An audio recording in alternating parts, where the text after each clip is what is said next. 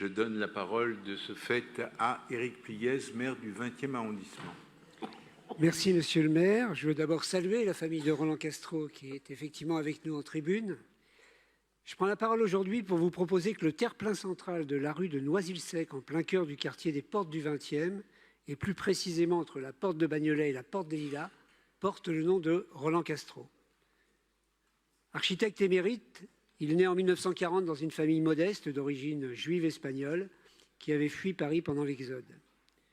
Étudiant communiste, militant dans les années 1960, il s'engage totalement dans les mouvements contestataires de mai 68. Il est par ailleurs diplômé des Beaux-Arts en 1968.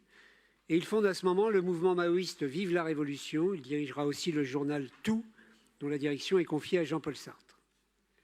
Il revient à l'architecture dans les années 70 et débute des projets relevant de ce qu'il nomme le remodelage urbain, qui deviendra en quelque sorte sa marque de fabrique, se positionnant à la fois contre l'architecture objet et contre le fonctionnalisme moderniste.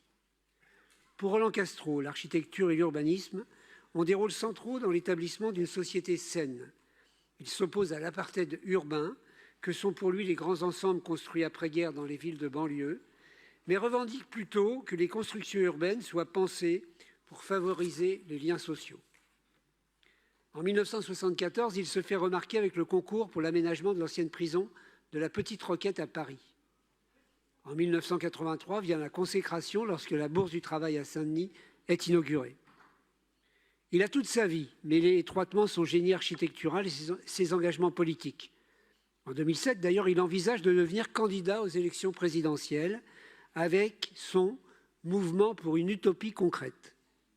En 2008, il est retenu lors de la consultation d'idées sur le Grand Paris lancée par le président de la République.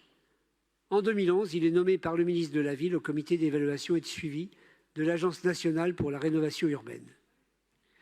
Si je suis particulièrement fier que cette proposition de dénomination concerne le 20e arrondissement et plus précisément la rue de Noisy-le-Sec, c'est en raison des liens qu'avait Roland Castro avec notre arrondissement et ce quartier.